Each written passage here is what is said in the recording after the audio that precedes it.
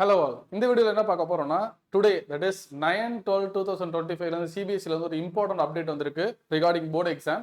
So இந்த board எக்ஸாம்ல great 10 ஸ்டூடெண்ட்ஸ்க்கு என்ன சொல்லியிருக்காங்க அப்படின்னா சயின்ஸை வந்துட்டு நம்ம 3 செக்ஷனா பிரிக்கிறோம். Section A, section B, section சின்னு. செக்ஷன் ஏ கண்டிப்பா பயாலஜி தான். அண்ட் செக்ஷன் பி வந்துட்டு கெமிஸ்ட்ரி, செக்ஷன் சி வந்துட்டு பிசிக்ஸ்.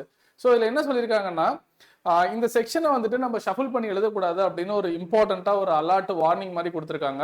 செக்ஷன் ஏவோட ஒரு பார்ட் எடுத்து பயாலஜியோட பார்ட் எடுத்து நீங்கள் லாஸ்ட்ல பிசிக்ஸ்ல மிக்ஸ் பண்ணி எழுதுனீங்க அப்படின்னா அதை வேல்யூட் பண்ண மாட்டோம் அப்படிங்கிற மாதிரி கொடுத்துருக்காங்க. அண்ட் சோஷியல் சயின்ஸும் அதே மாதிரி தான். 4 செக்ஷன்ஸாக பிரிக்கிறோம். A, B, C and D. A history, section B geography, C political science and section D economics. அப்படின்னா அந்த கொஸ்டின் பேப்பர்ல அந்த ஆர்டர்ல தானே இருக்கும். நீங்க சாம்பிள் கொஸ்டின் பேப்பர் பார்த்துருப்பீங்க கரெக்டா?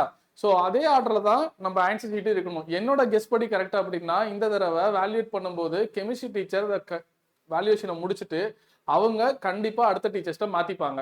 அப்படி மாத்தின பிறகு திருப்பி இன்னொரு டீச்சர்ஸ்ட வரவே வராது அப்படிங்கிறது தான் என்னோட கெஸ்ஸா இருக்கணும். ஸோ நீங்க கண்டிப்பா இப்ப ப்ரீ போர்டு எக்ஸாம் எல்லா ஸ்கூல்லையும் நடந்துட்டு இருக்கும். நீங்க ப்ராக்டிஸ் பண்ணும்போது இதே மாதிரி ப்ராக்டிஸ் பண்ணுங்க. ஈவன் என்னோட ஸ்டூடெண்ட்ஸ் சில பேர் செக்ஷன் சில வந்துட்டு பிசிக்ஸ் முடிச்ச உடனே பயாலஜில ஒரு 2 மார்க் இல்ல கெமிஸ்ட்ரியில ஒரு 3 மார்க் அப்படி மிக்ஸ் பண்ணி எழுதுறாங்க. மறந்து போன கொஸ்டின்ஸ் இல்ல கான்ஃபிடென்ட் இல்லாத கொஸ்டின்ஸ்லாம் லாஸ்ட்ல எழுதலாம் அப்படின்னு அப்படி பண்ணவே பண்ணாதீங்க. ஸோ அவங்க ரொம்ப ஸ்ட்ரிக்டா கீழே கொடுத்துருக்காங்க, பாயிண்ட்ஸ் கொடுத்துருக்காங்க. என்னன்னா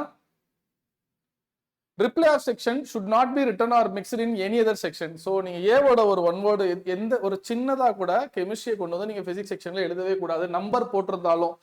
and in case if replies are mixed, this will not be evaluated and no marks will be awarded. So இத ஸ்டூடெண்ட்ஸ் நீங்க ஸ்ட்ரிக்ட்டா சொல்லுங்க, அவங்க இப்பவே பிராக்டிஸ் பண்ணட்டும் அப்படிங்கிற மாதிரி லாஸ்ட்ல கொடுத்துருக்காங்க.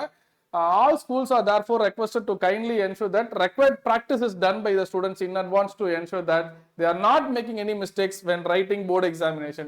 So இது இம்பார்ட்டண்டா எடுத்துக்கோங்க. இனி வர ப்ரீ போர்டு எக்ஸாம் உங்க ஸ்கூல்ல இருக்கும்ல, அதுல இந்த டேட்டா படி இந்த அனௌன்ஸ்மெண்ட் படி ஸ்ட்ரிக்ட்டா ஃபாலோ பண்ணுங்க.